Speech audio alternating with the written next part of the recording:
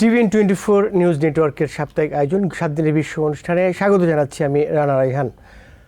অন্তর্বর্তী সরকারের প্রধান উপদেষ্টা অধ্যাপক ডক্টর মোহাম্মদ ইউনূস বাংলাদেশ পুনর্গঠন, গুরুত্বপূর্ণ সংস্কার কর্মসূচি বাস্তবায়ন এবং পাচার হওয়া অর্থ ফিরিয়ে আনতে আমেরিকার সহযোগিতা চেয়েছেন। রবিবার ঢাকায় রাষ্ট্রীয় অতিথি ভবন যমুনায় সফররত উচ্চ পর্যায়ের আমেরিকার প্রতিনিধি দলের সঙ্গে এক বৈঠকে প্রধান উপদেষ্টা এই সহায়তা চান। এর আগে জাতির উদ্দেশ্যে আমরা দেখলাম গত সপ্তাহে, এই সপ্তাহেই তিনি বলেছেন জাতির উদ্দেশ্যে প্রধান উপদেষ্টা ডক্টর মোহাম্মদ ইউনূস কয়েকটি বিষয়ে সংস্কার চেয়েছেন। সংস্কারের মাধ্যমে জাতি হিসেবে নতুনভাবে যাত্রা শুরু করতে চান। আর সংস্কার করার প্রাথমিক পদক্ষেপ হিসেবে প্রাথমিকভাবে 6টি কমিশন গঠন করার সিদ্ধান্ত নেওয়া হয়। এসব কমিশনের কাজ পরিচালনার জন্য বিষয়ভিত্তিক অভিজ্ঞতা বিবেচনা করে 6 জন বিশিষ্ট নাগরিককে কমিশনগুলো পরিচালনা করার দায়িত্ব দেওয়া হয়েছে। এছাড়া আমরা দেখছি শেখ হাসিনা ও তার লোকজনের অডিও বার্তা বা কথাবার্তা ফাঁস হচ্ছে, প্রকাশ পেয়ে যাচ্ছে। তাতে একটি অডিও বার্তায় তিনি দাবি করছেন, শেখ হাসিনা দাবি করছেন যে তিনি পদত্যাগ করেননি, এখনও তিনি প্রধানমন্ত্রীর পদে আছেন। যদিও আমরা জানি রাষ্ট্রপতি মোহাম্মদ শাহাবুদ্দিন এবং সেনাপ্রধান ওয়াকারুজ্জামান শেখ হাসিনা এই পদত্যাগপত্র জমা দেওয়ার বিষয়টি নিশ্চিত করেছেন এবং জমা দিয়ে তিনি পালিয়ে গেছেন বাংলাদেশ ছেড়ে, এরকম আমরা আগেই জেনেছি। আরেকটি দুঃখজনক খবর বলতেই হয়, ফ্লোরিডার পাম বিচে প্রেসিডেন্ট প্রার্থী ডোনাল্ড ট্রাম্পকে সন্দেহজনক হত্যাচেষ্টার ঘটনায়, এই হত্যাচেষ্টা অ্যাপারেন্ট হত্যাচেষ্টা এরকম বলা হচ্ছে, নিশ্চিত না। এই ঘটনায় একজনকে গ্রেপ্তার করেছে FBI। রবিবার দুপুরে সন্দেহভাজন ডোনাল্ড ট্রাম্পকে লক্ষ্য করে বা সন্দেহভাজনকে লক্ষ্য করে একাধিক গুলি চালায় সিক্রেট সার্ভিস। এই ঘটনাস্থল থেকে পালিয়ে গেলেও পরে সন্দেহভাজনকে আটক করা হয় এবং একটি AK-47 রাইফেল সহ বেশ কিছু সরঞ্জাম উদ্ধার করা হয়। তবে ডোনাল্ড ট্রাম্প নিরাপদে আছেন, সুস্থ আছেন, স্বাভাবিক আছেন। তিনি নিজেও সামাজিক মাধ্যমে বিষয়টি জানিয়েছেন। আমরা বাংলাদেশের পাশাপাশি সম্ভব হলে আমেরিকার যে নির্বাচনী অবস্থা, পরিবেশ, এই হুমকি, এগুলো নিয়েও আমরা জানবার চেষ্টা করব। আমার সাথে আছেন doctor Shafiqur Rahman, professor, department of journalism and communication, south Carolina state university. আপনাকে স্বাগত জানাচ্ছি। আপনাদের সবাইকে শুভেচ্ছা। স্বাগত জানাচ্ছি ডক্টর গোলামী মাদবর, প্রফেসর এবং dean, school of social work, Mount university. আপনাকে স্বাগত জানাচ্ছি। ধন্যবাদ, শুভেচ্ছা আপনাদের সবাইকে। আপনাকেও শুভেচ্ছা। আপনি নবনিযুক্ত ডিন হয়েছেন ইউনিভার্সিটির। আশা করছি সামনের দিনগুলো ভালো যাবে। আমি শুরু করতে চাই ডক্টর শফিকুর রহমানের কাছে। সেটি হচ্ছে আমেরিকার যে প্রতিনিধি দল এই মুহূর্তে বাংলাদেশ সফর করছেন, তারা বাংলাদেশ সরকারের যে সংস্কার কর্মসূচি আমরা দেখেছি, এগুলো বিষয়ে তারা আগ্রহ দেখাচ্ছেন এবং তারা বিশেষ করে আর্থিক খাতে, রাজস্ব খাতে সংস্কার চেয়েছেন। এটাকে কিভাবে দেখছেন আপনি? প্রথমে আমি জানতে চাইব ডক্টর শফিকুর রহমান। এটা একটা প্রয়োজনীয় জিনিস এই পরিবর্তিত সিচুয়েশনে। এখন আমরা যেভাবে এটাকে দেখছি, বাংলাদেশের যে গত 15-20 বছর যাবৎ যেসব ঘটনা ঘটেছে, অর্থনৈতিক ক্রাইসিস এবং লুটপাট, ব্যাংকের যে ক্রাইসিসগুলো আমরা দেখতে পাচ্ছি, গার্মেন্ট ইন্ডাস্ট্রিতে, অন্য জায়গায়, রাস্তাঘাটে, হসপিটালে, দোকানে, বাজারে, বিভিন্ন রকম চাকরি বাকরি, লুটপাট, সব একটা আনইউজুয়াল একটা পলিটিক্যাল কালচারাল সিচুয়েশন তৈরি হয়েছিল। সেই অবস্থায় যে ছাত্ররা এসে নতুনভাবে যে পরিবর্তন নিয়ে এসছে, যে সাহস করে, যে গুলিকে ফেস করে তারা এই সাহস করে একটা পরিবর্তনের হাত দিয়েছে, আমরা তো কেউই বিশ্বাস করতে পারিনি যে এটা এত অল্প সময়ের ভেতরে একটা ডায়নামিক, একটা রেভলিউশনারি পরিবর্তন এরকম হয়েছে। এটা সত্যি এবং এটা হয়েছে। এবং ফর্মার প্রাইম মিনিস্টার হাসিনা এখান থেকে বাধ্য হয়ে চলে গেছে। এই যে একটা সিচুয়েশনে উনি যদি এখানে থাকতেন তাহলে সিনারিওটা অন্যরকম তৈরি হতো, ওনার অ্যাবসেন্সে সিনারিওটা অন্যরকম তৈরি হয়েছে। এখন ওনার অ্যাবসেন্সে আমরা যেখানে দেখছি নতুন গভর্নমেন্ট এসছে এবং ডক্টর ইউনূস ছাত্ররা ইনভাইট করেছে এবং মিলিটারি এবং অন্যান্যরা এগ্রি করেছে যে এইভাবে আমরা এমন একটা সিভিল টেম্পোরারি গভর্নমেন্ট তৈরি করতে পারি যে গভর্নমেন্টে আমরা বেশ বেশ পরিবর্তনগুলো করে তারপরে আমরা নির্বাচনে যাব, যেটা একটা প্ল্যান আউটলাইন আমরা এখন দেখতে পাচ্ছি। এখন এই যে সিচুয়েশন, যে এই পরিবর্তনগুলো কি হবে, আপনি একটু আগে বলেছেন সুন্দরভাবে যে 6টা কমিশন করেছে ডক্টর ইউনূস, এবং এই কমিশনগুলো দিয়ে তারা 3 মাসের ভেতরে কতগুলো স্টাডিজ করবে। স্টাডিজ হলো ইনভেস্টিগেশন করে রিপোর্ট দেবে 3 মাসের ভেতরে, 90 দিনের ভেতরে প্রত্যেকটা কমিটি। এতে প্রথম কমিটি রয়েছে কনস্টিটিউশন এবং election commission, judiciary, police, anti corruption, press এবং এই ধরনের অর্থনৈতিক বিভিন্ন রকম কমিশন তারা করেছে। প্রেস এখনো হয়নি, প্রেস মিডিয়া কমিশনটা সক্রিয় বিবেচনায় রয়েছে। রাইট রাইট, তো সেটা বিবেচনা রয়েছে। আমরা চাই সেটাও আসুক এবং সেটাও যেন একটা বড় রকম পরিবর্তন হোক। এখন এই অবস্থায় যেটা ডক্টর ইউনূস এবং তার যে 20-22 জন অ্যাডভাইজার রয়েছে, তারা যে ক্রাইসিস ফেস করছে, বিশেষ করে ডক্টর সালাউদ্দিন এবং ডক্টর মনসুর ব্যাংকের যে ক্রাইসিস ফেস করছে, ব্যাংকগুলো টাকা নেই, ব্যাংকগুলো টাকা দিতে পারে না। আমার অ্যাকাউন্টে টাকা রয়েছে কিন্তু আমি সেই টাকা তুলতে পারবো না, রেস্ট্রিকশন করে দিচ্ছে ব্যাংক বাধ্য হয়ে, কারণ তাদের টাকা নেই। এই ধরনের ক্রাইসিস একটা দেশের পক্ষে একটা ভয়ঙ্কর ব্যাপার। সেই অবস্থায়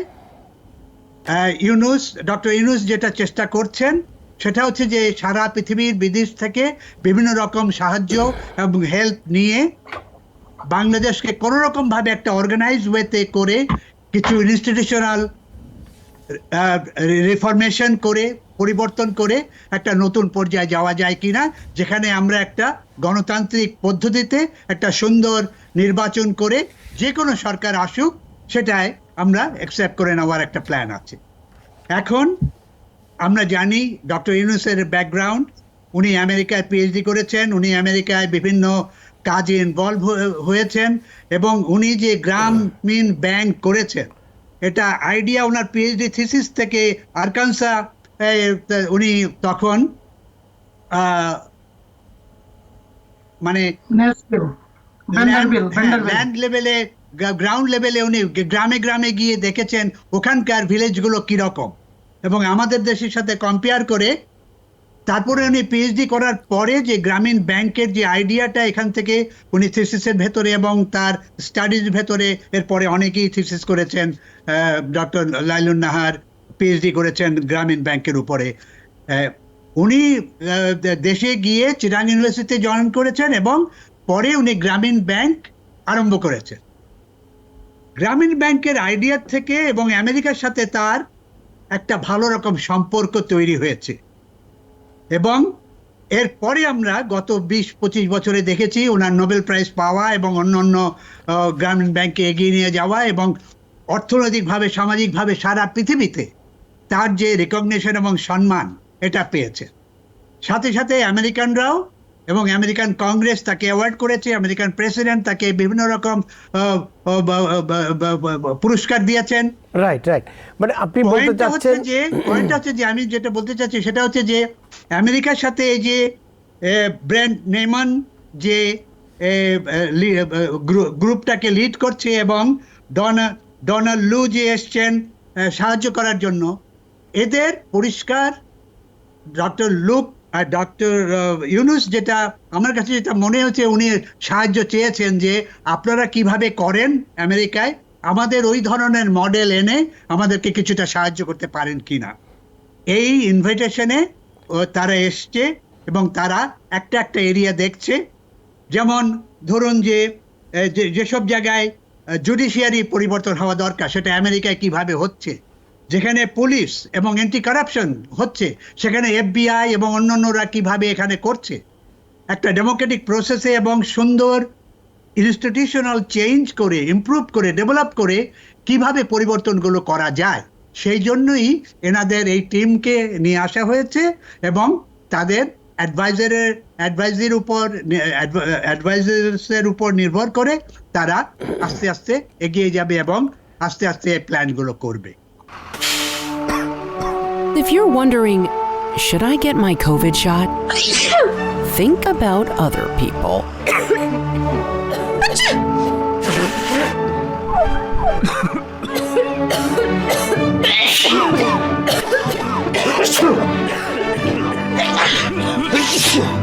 Set a date to get your COVID shot and RSV if eligible.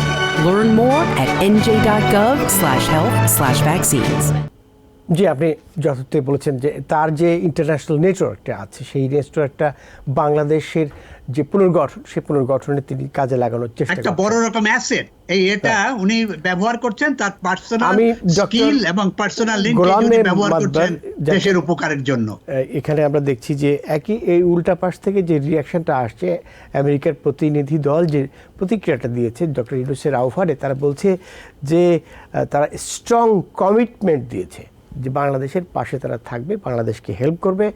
এমনকি আমরা দেখছি যে যদি এরকম একটা আমরা ডেইলি স্টারের রিপোর্টে আসছে, যদি দরকার হয় এই যে জাতিসংঘে যাচ্ছেন ডক্টর ইউনূস, জো বাইডেনের সাথে তার একটা বিল্যাটারাল মিটিং, দ্বিপক্ষীয় মিটিং হতেও পারে। এখানে একজন বলছেন যে জসিমউদ্দিন, যিনি বাংলাদেশের পররাষ্ট্র সচিব, তিনি বলছেন if the schedule adjusted there may be such a meeting, অর্থাৎ এই দ্বিপক্ষীয় মিটিংয়ের কথা তিনি ইঙ্গিত করছেন। আমি ডাইমেনশনটা চেঞ্জ করতে চাই। কয়েকদিন আগে এখানে ডোনাল্ডু এবং অন্যান্য কর্মকর্তারা ঢাকায় সফর করার আগে আমরা রিপোর্ট দেখছি, সমকালে একটি রিপোর্ট করা হয়েছে, সেটার হেডলাইনটা এরকম, ঢাকাকে, আমি কোট আনকোট পড়ছি, ঢাকাকে বিরক্ত না করতে দিল্লিকে বার্তা দেবে যুক্তরাষ্ট্র। তারা যেহেতু যুক্তরাষ্ট্র বলে, সমকাল বলে বা অন্যান্য পত্রিকা বলে, আমি কোট করলাম। এটা কেন এটা হেডলাইন করতে হলে কেন, এটা কি বোঝায় ডক্টর মাদবর? ধন্যবাদ। আসলে শ্রদ্ধেয় প্রফেসর ডক্টর শফিকুর রহমান কিছুটা এর ব্যাপারে টাচ করেছেন, তবে আমি একটু, আপনি যেহেতু ভিন্ন আলোকে বা ভিন্ন মতের যে এটা শুনতে যাচ্ছেন, তা আমি একটু বলবো। আসলে দেখুন, first and foremost Sheikh Hasina সম্পর্কে এখন অনেক কিছু বলা হচ্ছে। সে রিজাইন দেন নাই, সে এখনো নেতা আছেন বিভিন্নভাবে। আমি গত একটা অনুষ্ঠানে বলেছিলাম যে if she is brave, if she is honest, why did she leave the country? তার যে পার্টি কেউ তো সে, এটা তো আমি মনে করি না এটা একটা কাওয়ার্ডলি একটা। সেটা বলতে পারতো আমাকে তোমরা জেলে নিয়ে যাও বা আমাকে তো তোমরা আমাকে অন্যভাবে রাখো, আমি আমার দেশ ছাড়বো না। এতই যদি উনি দেশের প্রতি মায়া এবং দেশের প্রতি তার যদি আপনার যে তার একটা টার্ম থাকে, সে তো she should not have actually gone this way। এবং যাওয়াটা আমি মনে করি এটা কাওয়ার্ডলি যাওয়াটা। তো এখন দেখুন এই অবস্থায় যে আমরা জানি হোয়াট এভার হ্যাপেন্ড, এই অবস্থায় যে আমাদের দেশের জন্য আমি মনে করি সবচেয়ে ফিটেস্ট, যোগ্য এবং সবদিক গ্রহণযোগ্য আন্তর্জাতিকভাবে, স্থানীয়ভাবে আমরা জানি ইজ ডক্টর মোহাম্মদ ইউনূস, এবং he is a proven leader. তার মাইক্রো ক্রেডিট সম্পর্কে বলতে হয় না, আসলে তার যে he is a global visionary. If you do not know enough about doctor Yunus, read 2 of his book. তার যে সোশ্যাল বিজনেসটা মাইক্রো ক্রেডিটকেও ছাড়িয়ে গিয়েছে, যে business can be socially responsible. So at this point আমি আগেও শুনেছি কতগুলো কথা, যে দিল্লির চোখে বাংলাদেশকে, ঢাকাকে দেখা, এগুলো কিন্তু আমরা বিগত সরকারের সময় শুনেছি। That is wrong. বাংলাদেশ একটা স্বাধীন সার্বভৌম দেশ। বাংলাদেশ এমন একটা লুলাখানা দেশ না যে সে কথা বলতে পারে না। এবং বাংলাদেশের স্পোক পার্সন, এখন বলবো সবচেয়ে যে ইতিহাসের মধ্যে সবচেয়ে সর্বজন বিদিত এবং সব দিক থেকে যদি ফিটেস্ট একজন স্পোক পার্সন হয়, সেটা ডক্টর মোহাম্মদ ইউনূস। ছেনা বাউনে বলে না, পৈতা লাগে না। আপনি দেখুন যে ইউনাইটেড নেশন এসে আসবে, বাইডেন কেন, যুক্তরাষ্ট্রে এমন কোনো নেতা বা এমন কোনো জনগণ নাই যেটা ডক্টর ইউনূস সম্পর্কে জানেন না। এবং এটা যে বলা হচ্ছে যে সমকালে যেটা আপনি বলছেন যে যাতে একটা বার্তা দেবে, দিল্লিকে একটা বার্তা দেবে ইউনাইটেড নেশন ডেলিগেট ঢাকাকে, যাতে বিরক্ত করবেন না, এটা কতটুকু এর কি আমি জানি না, কিভাবে ডিপ্লোম্যাটিক্যালি বলেছেন, আসলে কথাগুলো কিন্তু টুইস্ট হয়। কিন্তু আমি যেটা বলবো যে বাংলাদেশকে বাংলাদেশের চোখে দেখো, বাংলাদেশকে কোনো দিল্লি বিরক্তরও দরকার নাই। Bangladesh is an independent sovereign country, is a very potential country, is very strong. Its people actually brought the changes that no other country could do. সারা পৃথিবীতে কিন্তু এটা দেখুন, আপনার যুব সম্প্রদায় যেটা আপনি এখন দেখুন একটার পর একটা যে আমরা যে অনাচার বা যে আমরা যে দেখছি যে কিভাবে টাকাগুলো আত্মসাৎ করেছেন, যে কারাপশন, দুর্নীতি, এটা বোধহয় কোনো পৃথিবীতে হয়েছে কিনা আমি জানি না। হাজার হাজার কোটি টাকা দেশ থেকে নিয়ে গিয়েছেন। So these explain actually what's happened in Bangladesh over the last 16 years. এবং এখন বর্তমানে যেটা আপনি কমিশন করেছে 6টা কমিশন, এবং যুক্তরাষ্ট্র এখন বলেছেন যে তারা দুটো $250 মিলিয়ন একটা কমিটমেন্ট করেছেন দুটো খাতের জন্য। এটা বলেছেন, একটা হচ্ছে সুশাসন আর একটা বলে সামাজিক মানবিক অর্থনৈতিক সুযোগ এবং স্থিতিশীলতা, stability. This is what exactly Bangladesh need. বাংলাদেশের কোনো ওই ধরনের কোনো অ্যাডভাইসও দরকার নাই, ওই ধরনের মোড়গিরিও দরকার নাই। বাংলাদেশ এখন কথা আমি মনে করি the best leader we have in for Bangladesh. So doctor Yunus যে আমেরিকা আসবেন, আমি মনে করি এটা আমি কোনো সারপ্রাইজিং হবে না জো বাইডেনের সাথে একটা সাইড মিটিং যদি হয়। এবং দেখুন ডক্টর ইউনূস এবং জসিমউদ্দিন যার কথা বললেন আপনি পররাষ্ট্র সচিব, তারা কিন্তু অলরেডি কিন্তু ইন্ডিয়াকে কিন্তু বারবার রিকোয়েস্ট করছে, কিন্তু এখনো পর্যন্ত আমরা কোনো উত্তর পাই নাই যে মোদির সাথে একটা সাইড মিটিং করতে চেয়েছেন। কারণ ইউনাইটেড নেশনে সেপ্টেম্বর আপনারা জানেন জেনারেল অ্যাসেম্বলি হয়, সব লিডারগুলো আসেন। সো আমি মনে করি ভারতকেও এখন কিন্তু চিন্তা করতে হবে, Bangladesh relationship with Bangladesh is not the relationship with Sheikh Mujib family or Hasina family. বাংলাদেশের সাথে ভারতের সম্পর্ক হবে যে people to people. Therefore actually they made a mistake, এবং সেটা শুধু বাংলাদেশের ক্ষেত্রে না, নেপালের ক্ষেত্রে করেছেন, শ্রীলঙ্কার ক্ষেত্রে করেছেন, আপনার মালদ্বীপের ক্ষেত্রে করেছেন। This is all about Modi, this is not India. India is a democratic pluralistic country. এই ইন্ডিয়া যে বিশ্বে বলা হয় সবচেয়ে বড় গণতন্ত্র, সেটাকে কিন্তু সে ভুলুণ্ঠিত করে ফেলেছেন এই বর্তমান যে নেতা প্রাইম মিনিস্টার মোদি। সো আমি মনে করি যে ডোনাল্ড লুর কথা বলেন বা কাউর বলেন যারা গিয়েছেন, যে IMF এবং ইউনাইটেড নেশনের ক্ষেত্রে যে কোঅপারেশনটা, ব্লেসিংটা বা সাপোর্টটা, এটা কোনো সারপ্রাইজিং কিছু হবে না। এবং doctor Mohammad Yunus is the person that they will confide, তার উপর সবচেয়ে বেশি আস্থা যুক্তরাষ্ট্র আছে। আপনি জানেন সে যে বললাম সেনা ভবনের বইটা লাগে না, আপনি দেখেন যুক্তরাষ্ট্রের সর্বোচ্চ স্বীকৃতি মেডেল এবং সবচেয়ে বড় যে ধরনের যে সবগুলোই ডক্টর ইউনূস পেয়েছেন। So he is the right person আমার মনে হয়। বাংলাদেশ নিয়ে মোদি রাজনীতি করছেন এর একটি প্রমাণ আপনাদের সামনে আমি তুলে ধরি। আজকেই একটি পলিটিক্যাল র্যালি করেছেন ঝাড়খণ্ড পশ্চিমবঙ্গের কাছাকাছি একটা রাষ্ট্র, আগে একসময় বিহারের অংশ ছিল, বিহার থেকে 2000 সালে আলাদা হয়ে গেছে। তো ওখানে তিনি বলছেন তার র্যালিতে যে এই ঝাড়খণ্ডে বাংলাদেশি অনুপ্রবেশকারী এবং রোহিঙ্গারা সমস্যা তৈরি করছে। এই স্টেটমেন্টটা যদি তিনি হিন্দিতে বলেছেন, আমি অনুবাদ করে বললাম, আপনি কিভাবে দেখছেন? আমি ডক্টর শফিকুর রহমানের কাছে জানতে চাইব। একই সঙ্গে আমি যদি একটু ব্যাকগ্রাউন্ডে যাই, যে রাজনৈতিকভাবে, সামাজিকভাবে, মানে অর্থনৈতিকভাবে ভারত, আমরা চারদিক থেকে আমাদের মানে বর্ডার হচ্ছে ভারতের সাথে। আমরা কোনো রকম ভাবি ভারতকে বাদ দিয়ে কাজ করতে পারবো না, মানে এটা আমাদের কাজ করতে পারবো না আমি বলছি না, মানে যদি আমরা তাইওয়ান হয়ে যায়, যদি আমরা মানে কোরিয়া হয়ে যায় তাহলে অন্য কথা। কিন্তু এখন পর্যন্ত রাজনৈতিক এবং অর্থনৈতিকভাবে আমরা, সামাজিকভাবে, অন্য ভাষা, সংস্কৃতি, আমরা ইন্ডিয়ার কাছাকাছি এবং ভারতের কাছাকাছি, এবং এইভাবে আমাদের চলতে হচ্ছে। এখন এখানে পয়েন্টটা হচ্ছে যে ভারত প্রেশার আমাদের করবি, কারণ তাদের যে ফেভারিট গভর্নমেন্ট যেটা ছিল আওয়ামী লীগ, সেটা এখন নাই। তারা ইচ্ছা মতন বাংলাদেশের ভেতর দিয়ে ট্রেন চালিয়ে তারা এখন আর ত্রিপুরা বা মণিপুরে যেতে পারছে না। বা রাজনৈতিক, অর্থনৈতিক বা অন্যান্য যে ব্যবসা বাণিজ্য বা যে কন্ট্রোলগুলো ছিল, সেই কন্ট্রোলগুলো এখন আর তাদের ভেতরে নাই। এখন তারা, আপনি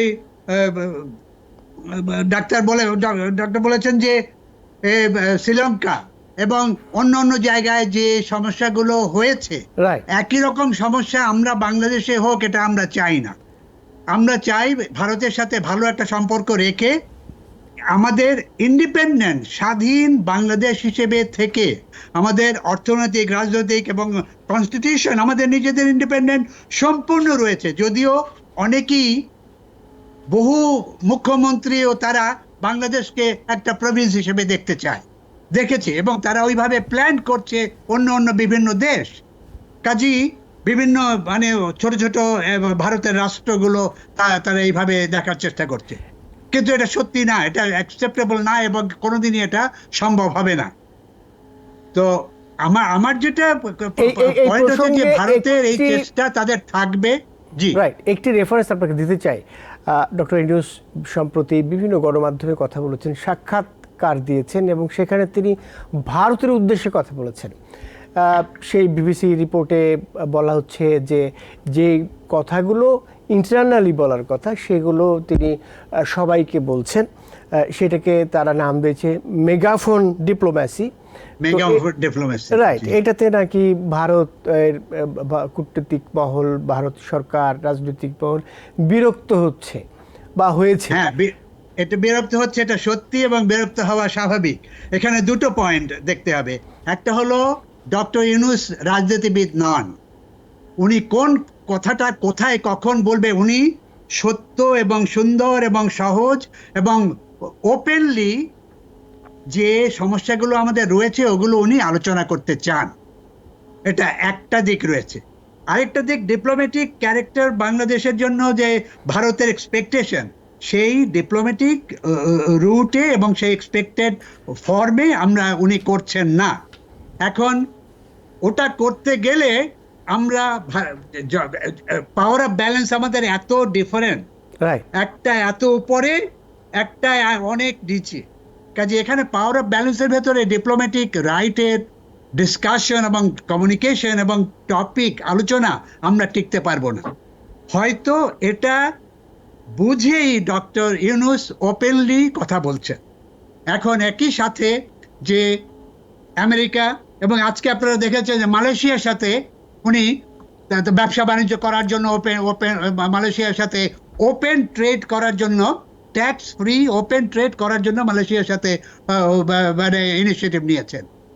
এই যে ছোট ছোট এইগুলো শ্রীলঙ্কার সাথে, অন্য অন্য দেশের সাথে, সিঙ্গাপুরের সাথে, ইন্দোনেশিয়ার সাথে যেসব ইনিশিয়েটিভ হচ্ছে, জাপানের সাথে, চায়নার সাথে, এগুলোতে আমরা পরিষ্কারভাবে বুঝতে পারছি যে উনি রাজনীতিবিদ নন, অর্থনীতিবিদ অনেক মানে বেশি, কিন্তু রাজনীতিকে ব্যবহার করতে হবে। যখন উনি ওই দায়িত্বে গেছেন, তাকে এমনভাবে ভাষা ব্যবহার করতে হবে, এমনভাবে টেকনিক, এমন মেথড, এমন মিডিয়া, মেগাফোনের অ্যাভয়েড করা বেটার এইসব পলিটিক্যাল সিচুয়েশনে। আসলে ডক্টর দেখেন, শফিকুর রহমান দেখেন, তিনি যে ভাষায় কথা বলছেন, আসলে তিনি তো বলছেন না। গণঅভ্যুত্থানের যে ভাষা, তাকে তো সেই ভাষাতেই বলতে হবে, সেই ভাষাতেই যাকে বলা হয় যে কূটনীতির অভিমুখ, তাকে ঠিক করতে হবে, সেটা তিনি চেষ্টা করছেন। আমি একটি বিরতিতে যেতে চাই, তারপরে ফিরে এসে আমি একই বাংলাদেশ প্রসঙ্গে আলোচনায় আবারও ঢুকতে চাই। আপনারা সাথেই থাকবেন। দর্শক, আপনারা যারা অনুষ্ঠানটি দেখছেন, আশা করছি ভালো লাগছে। একটু পরেই ফিরে আসছি। If you're wondering, should I get my COVID shot? Think about other people.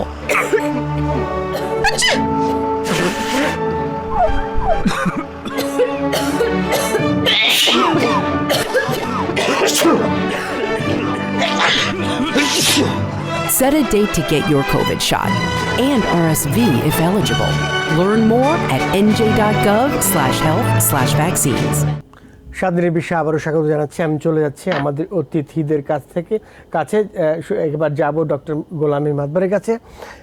আমরা দেখছি যে একটি রিপোর্ট এসছে, সেই রিপোর্টটি প্রথম আলোতে প্রকাশিত হয়েছে। সেখানে জার্মানিতে একটি অনুষ্ঠানে জার্মানির পররাষ্ট্রমন্ত্রীর সঙ্গে যোগ দিয়েছেন ভারতের পররাষ্ট্রমন্ত্রী S Jaishankar.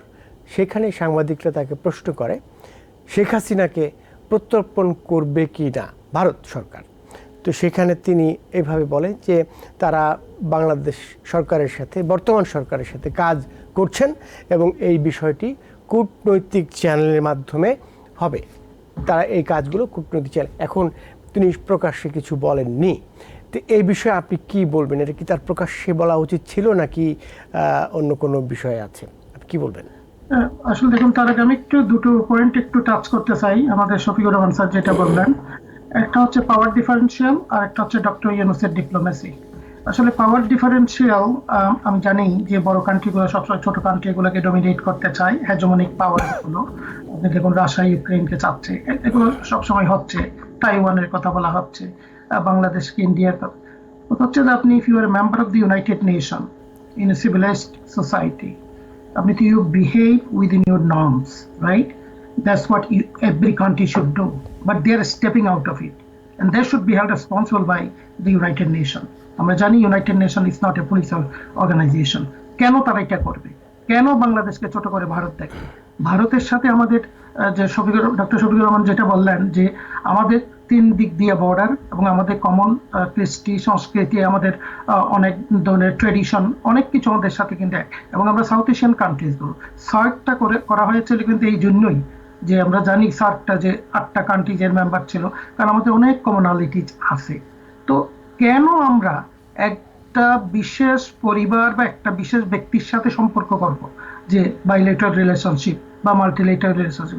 It should be with the people. এবং সেটা কিভাবে হয়? একমাত্র ডেমোক্রেটিক্যালি ইলেক্টেড গভর্নমেন্টের সাথে হয়। And that was the thing actually happened in Bangladesh. আমরা জানি ডেমোক্রেটিক ভাবে ইলেক্টেড হয় নাই দুটো ইলেকশনে। So those people they become like more about I, me and my self, that kind of thing. So ইন্ডিয়ার কিন্তু এটা বড় লেসন এটা। আরেকটা হচ্ছে ডক্টর ইউনূস, আমি মনে করি he is the best diplomat. কথা হচ্ছে যে সে ডিপ্লোমেসি, একটু জয়শঙ্করের কথা বললেন, বলতে যে আমরা কাজ করছি পররাষ্ট্র মন্ত্রণালয়ের সাথে, কতটুকু কাজ করছি তার কোনো সাইন তো আমরা দেখছি না।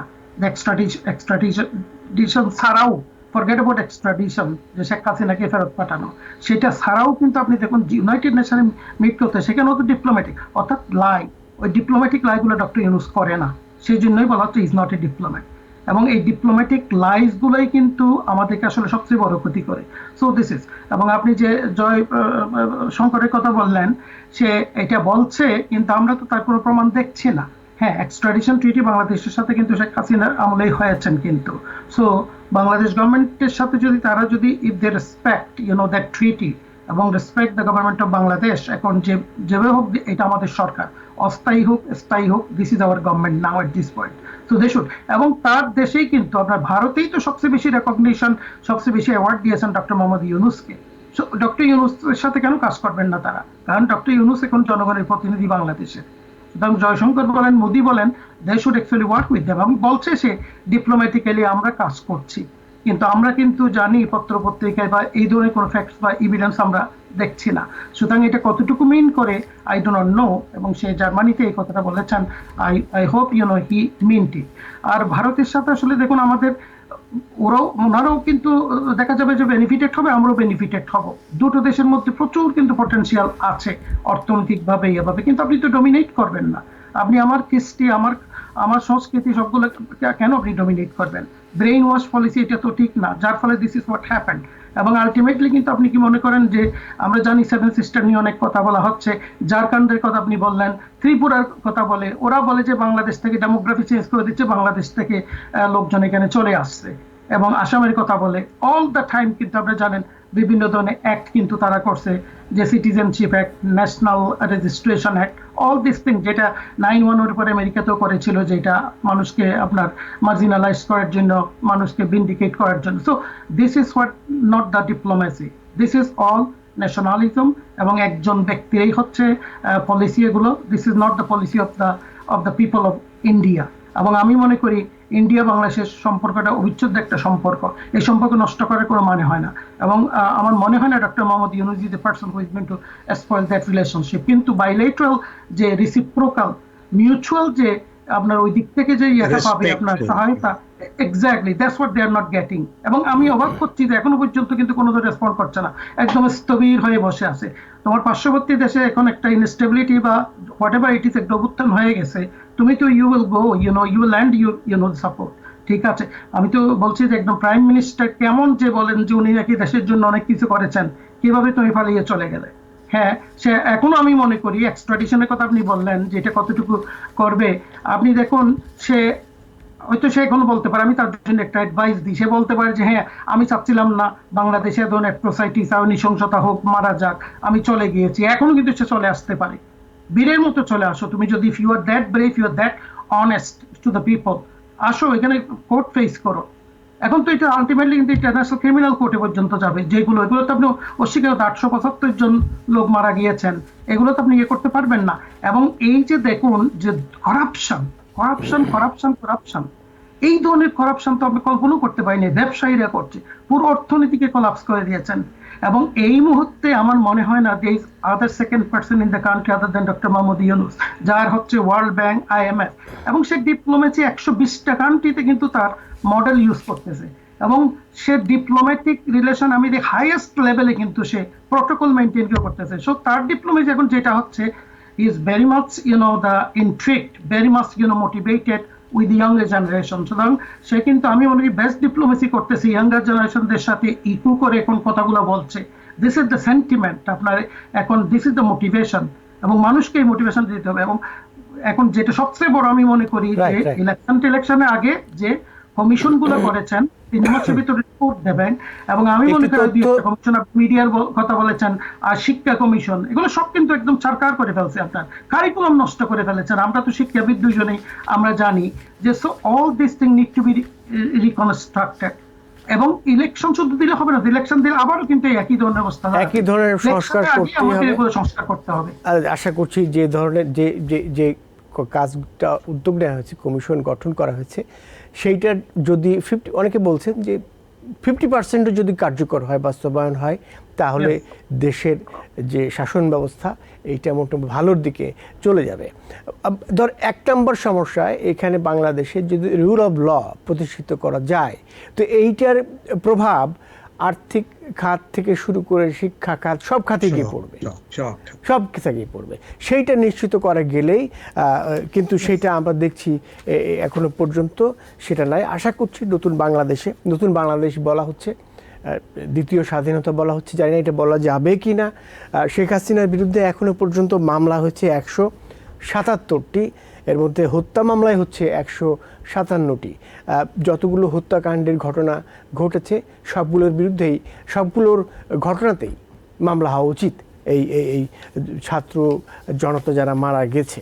আমি একটু যাব ডক্টর শফিকুর রহমানের কাছে, যে মিডিয়ায় যে ধরনের রিপোর্ট হচ্ছে, ভারতীয় মিডিয়ায়, বাংলাদেশের মিডিয়ায়, বিশেষ করে সাম্প্রদায়িক প্রশ্নে বাংলাদেশ বিপ্লব পরবর্তী সময়ে যেটি মুখোমুখি চলে এসেছে, একজন প্রধান উপদেষ্টার একজন বিশেষ সহকারী মাহফুজ আলম, তার বক্তব্য আপনারা শুনে থাকবেন। তাকে ফেসবুকে বলতে হচ্ছে যে তিনি ইসলামবাদী রাজনীতি করেন না, তিনি ধর্মনিরপেক্ষবাদী রাজনীতিও করেন না, তিনি ইসলামী ছাত্র শিবির করেন না, তিনি হিজবুত তাহরির করেন না, এরকম নানান বেশ বড় একটা লেখা তিনি প্রকাশ করেছেন। সেখানে বলছেন, তো এইটা মিডিয়াতে যে কাভারেজটা হচ্ছে ভারত বাংলাদেশ, সেটা আপনি কিভাবে ব্যাখ্যা করবেন?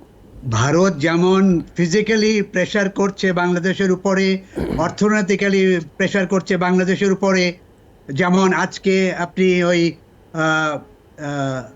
নেভির কমান্ডাররা তারা বসে মিটিং করেছে, এবং সেটায় বাংলাদেশকে তারা একটা সেন্টার পিস হিসেবে রেখে তারা আলোচনা করেছে। এর আগে আমরা দেখেছি যে ডিফেন্স মিনিস্টার ভারতের, তারা ইউক্রেন সম্পর্কে কথা বলে, মিডল ইস্ট সম্পর্কে কথা বলে, আবার বাংলাদেশকেও রেফারেন্সে এনেছে যে আমাদের আর্মি সব প্রস্তুত থাকা দরকার আর ভারতের জন্য। এখন এটা একটা প্রেশার, এটা একটা সাইডের মানে, কিন্তু একই সাথে এই যে মিডিয়ার উপরে ইনফ্লুয়েন্স এবং মিডিয়ার উপরে যে প্রেশার তৈরি করা, এটা আমরা জানি যে এখন আমরা খালি ট্রেডিশনাল মিডিয়া না, আমরা সোশ্যাল মিডিয়ার ভেতরে, এবং সোশ্যাল মিডিয়ায় সাধারণ লোকের কাছে এক এক সেকেন্ডের ভেতরে আমাদের সব রকম তথ্য এবং তথ্যের অর্থ, মিনিং সহ সব কিছু চলে যেতে পারে, এবং এই তথ্য গিয়ে তাদের চোখ, কান এবং মনকে অনেকটা ইনফ্লুয়েন্স করতে পারে। এই প্রচেষ্টায় আমরা একই রকম ভাবে দেখতে পাচ্ছি যে এটা ওয়েস্ট বেঙ্গল থেকে এবং ইন্ডিয়ার অন্য অন্য জায়গা থেকে মিডিয়াগুলো এবং ভারতের ন্যাশনাল মিডিয়া পর্যন্ত তারা কিছু কিছু সংবাদ দিচ্ছে যে সংবাদগুলো সত্য নয়, একেবারেই সত্য নয়, এবং এগুলো সোশ্যাল মিডিয়া এবং অন্য জায়গায় আমার কাছে যেটা মনে হয় কিছু কিছু এআই, আর্টিফিশিয়াল ইন্টেলিজেন্সের থ্রুতে তৈরি করে বিভিন্ন স্টোরিগুলোকে সত্যি বানিয়ে, মিথ্যা স্টোরিগুলোকে সত্যি বানিয়ে তারা প্রেজেন্ট করার চেষ্টা করছে মানুষের সাধারণ লোককে কনফিউজ করার জন্য। এই যে একটা প্রচেষ্টা, এটা ভারতের সব মিডিয়া করছে। আমি দুটো একটা মিডিয়া বাদ দিলে প্রায় ম্যাক্সিমাম মিডিয়া ভারতের বাংলাদেশের বিরুদ্ধে এটা করছে। এটার মেইন কারণ হলো তারা বাংলাদেশের এই পরিবর্তন অ্যাকসেপ্ট করে নিতে পারছে না, এক নম্বর, এবং এটা তারা কখনো আশাও করেনি যে এত তাড়াতাড়ি এইভাবে হাসিনা নিজের পাওয়ার ছেড়ে চলে যাবে। যেটা ডক্টর মাদবর একটু আগে বললেন যে উনি চলে গেছে, চলে যাওয়াটা ভুল, উনি এখানে থেকে ফেস করে হয়তো থাকতে পারতেন। এখন উনি যে চলে গেছেন, ভারত যে জায়গা দিয়েছে, ভারত যে খুব একটা খুশি তাও না, কারণ ইন্ডিয়া এখন ক্যাচ 22-তে পড়েছে, এদিকেও যেতে পারবে না, ওদিকেও রাখতে পারবে না। শেখ হাসিনা যদি ইন্ডিয়া থেকে চলে যেত অন্য কোনো দেশে, তাহলে ভারত খুব খুশি হতো এই পর্যায়ে, তাহলে তারা ভবিষ্যতের দিকে তাকাতে পারতো এবং ভবিষ্যতের অর্থনৈতিক, রাজনৈতিক, সাংস্কৃতিক এই নতুন সরকারের সাথে, কারণ পলিটিক্যাল প্রসেস হচ্ছে একটা প্রোগ্রেসিভ প্রসেস, এটা আবার সহজে কিন্তু ব্যাক করে না, এটা আমরা ইতিহাসে দেখেছি, এটা সহজে ব্যাক করে না। কাজী হাসিনা যদি বলে থাকে, অথবা যদি এটা এআই থেকে কেউ বানিয়ে থাকে, এটা সত্যি কতখানি সত্যি মিথ্যা আমরা এখনো কিন্তু পরিষ্কারভাবে জানি না। কাজী এটা যদি সত্যি হয়ে থাকে এবং সে যদি বলে থাকে, তাহলে এটা সে যদি, আমি বিশ্বাস করি না, এই জন্য বলছি, কারণ উনি একটা রেস্ট্রিক্টেড সিচুয়েশনের মধ্যে রয়েছেন, এখন থাকা উচিত। উনি যে কোনো একজন আওয়ামী লীগের একজন ওয়ার্কারের সাথে, একজন রিপ্রেজেন্টেটিভের সাথে উনি সোশ্যাল মিডিয়ায় বা উনি টেলিফোনে কনভারসেশন করবেন আরেকজনের সাথে, সেখানে আমেরিকা, ভারতের সিকিউরিটি ডিপার্টমেন্ট এবং তাদের যে মিডিয়া ডিপার্টমেন্ট এবং অন্যরা গভর্নমেন্টে রয়েছে, তারা কেউ কিছু বলছে না এবং তাকে অ্যালাউ করছে এটা করার জন্য। আমি সম্পূর্ণভাবে এটাকে অ্যাকসেপ্ট করতে রাজি না, আমি বুঝতে পারি না এটা কতখানি সত্যি, যদিও মিডিয়ায় আমরা এটা দেখছি। এবং এই ধরনের মিডিয়া হচ্ছে আমাদের মনকে নিয়ে খেলার জন্য, আমাদের সিদ্ধান্তকে নিয়ে খেলার জন্য তারা বিভিন্নভাবে এই স্ট্র্যাটেজি এবং এই গ্রহণ করে, এবং সেখান থেকে তারা প্রফিট করে, তারা বিজনেস করে। Media is a big business, এই সব ব্যবসায়ী। আমরা অনুষ্ঠান শেষ করতে চাই, একেবারে শেষ পর্যায়ে আছি। সংক্ষেপে ডক্টর গোলাম নবী মাতবার এই একই বিষয়ে আপনার কাছে জেনে অনুষ্ঠান শেষ করব। আসলে দেখুন, এখন সারা ওয়ার্ল্ড একটা জিনিস যেটা নষ্ট হয়ে গেছে, সেটা আমরা ডেমোক্রেসির কথা বলি, সিভিলিটি শিষ্টাচার, যেটা এটা শেষ করে দিয়েছে। এবং আমরা দুজন, বিশেষ করে আজকে আপনার যে প্যানালিস্ট দুজন বসে আছি, এদেশের যে আমরা জানি যে এখন যে প্রেসিডেন্সিয়াল ইলেকশনের জন্য রান করছে ফর্মার প্রেসিডেন্ট ডোনাল্ড ট্রাম্প, আমেরিকাতেও সে কিন্তু সেটা নিয়ে আসছেন যে শিষ্টতা কাকে বলে, সেগুলা কিন্তু টোটাল নষ্ট করছে। দেখুন আসলে আমিও এগ্রি করি ডক্টর শফিকুর রহমানের সাথে, যে দেখুন আপনার আর্টিফিশিয়াল ইন্টেলিজেন্স, দেখুন আগে কত রাশিয়া মেডলিং করতে আমেরিকার ইলেকশনে 2016-তে করেছে, এখন দেখুন আবার চায়নাও যোগ করেছে। এই যে ইউনাইটেড নেশনে সবাই আসছে, দেখুন জেনারেল এইটাতে তো কোনো পুলিশ ফোর্স লাগে না। ইউনাইটেড নেশন এবং প্রত্যেকটা দেশে যদি সিভিলাইজড ওয়ার্ক হয়, এই নেতাগুলো হয় they are not working on this, যে কারো সার্বভৌমত্ব, কারো অভ্যন্তরীণ বিষয়ে যে হস্তক্ষেপ করাটা এটা অ্যাকসেপ্টেবল না, এবং আমরা জানি সেটা, কিন্তু সেটা করেন। তো আলটিমেটলি এগুলো কিন্তু আপনি দেখুন আর্টিফিশিয়াল ইন্টেলিজেন্সের মাঝে বিভিন্ন ধরনের টুইস্টেড ইনফরমেশন দিচ্ছে এবং ন্যাশনালিজমের নামে এগুলো ছড়াচ্ছে। এবং ভারতে যেটা আসলে আমি মনে করি যেটা চিন্তা করে ডক্টর শফিকুর রহমান যে একটু আগে বলছিলেন যে ছোট কান্ট্রি হিসেবে একটা স্টেট হিসেবে দেখতেছে, no, those days are gone. Bangladesh is a sovereign country, Bangladesh is independent country. আমরা হতে পারি 3 দিক দিয়ে তাদের সাথে border, but they should behave like with us as a neighbour. তাদের পাওয়ার ডিফারেন্সিয়াল, তাদের যে নেভির অ্যাডমিরাল বা আর্মির যে general, they should not Sure. Look Bangladesh in that way. That's a direct thing, এবং আন্তর্জাতিক আইনের লঙ্ঘন একটা দেশের সার্বভৌমত্বের ব্যাপারে কথা বলাটা। জি, ধন্যবাদ ডক্টর গোলাম মাতবার, আপনাকে অসংখ্য ধন্যবাদ। ভালো থাকবেন। ডক্টর শফিকুর রহমান, আপনিও ভালো থাকবেন, আপনাকেও ধন্যবাদ জানাচ্ছি। আপনি ভালো থাকবেন। আপনাদের সবাইকে শুভেচ্ছা। মতো এই অনুষ্ঠান এখানে শেষ করছি। 7 দিনের বিশ্বে দেখা হবে আগামী পর্বে। সবাই ভালো থাকবেন, সুস্থ থাকবেন।